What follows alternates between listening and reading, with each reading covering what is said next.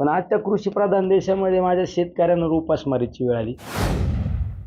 काही नेते मंडळींकडून जाणीवपूर्वक झालेले आहे. मी सर्वप्रथम आदरणीय राष्ट्रवादी पक्षाचे सर्वेसर्वा पवार साहेब, राष्ट्रवादी पक्षाचे प्रांताध्यक्ष जयंत पाटील साहेब आणि इतर सर्व नेते मंडळींना धन्यवाद देतो की तुम्ही माझ्यावर जो विश्वास टाकला त्या विश्वासाला कुठं तडा न देता त्या निवडणुकीला सामोरं जात असताना त्या मतदारसंघातील जे अनेक वर्षापासून जे प्रलंबित प्रश्न आहेत त्या प्रश्नासाठी आपण यापुढील कालखंडामध्ये झटणार आहे आणि ही निवडणूक पूर्णपणे विकासाच्या मुद्द्यावर लढवण्याचा त्या ठिकाणी मी प्रयत्न करणार आहे.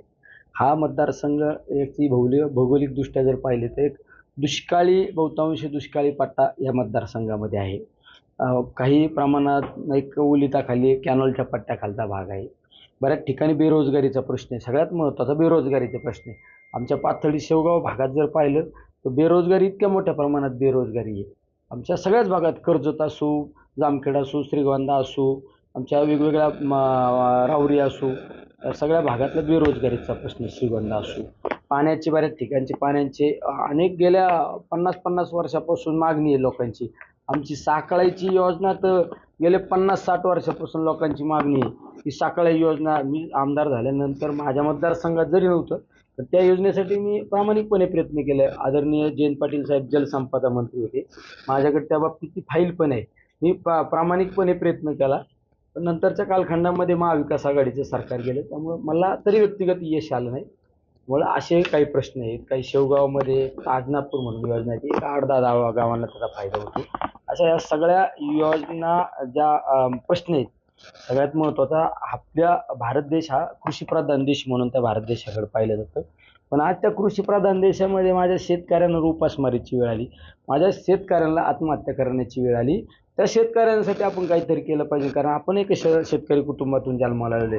शेतीच्या बाजारभाव जर पाहिले तुम्ही तर वर्षभराचं त्या खते बियाणं त्या फवारणी औषध याचा विचार केला तर नुकसानीत शेती धंदा आलाय.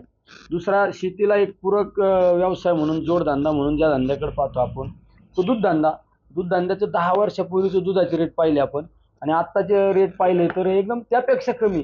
एका बाजूला पशुखाद्याचे इतके भयानक रेट वाढले, दुसऱ्या बाजूला दुधाचे दर कमी झाले. म्हणजे तो सुद्धा शेतकऱ्याला जे जोडधंदा म्हणून ज्या धंद्याकडे पाहतो तो धंदा सुद्धा मोडकळीस काढण्याचं या काही नेते मंडळींकडून जाणीवपूर्वक झालेले आहे.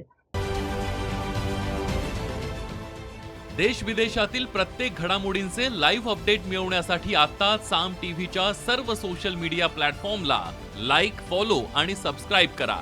तसंच सर्व नोटिफिकेशनसाठी बेल आयकॉन प्रेस करायला विसरू नका.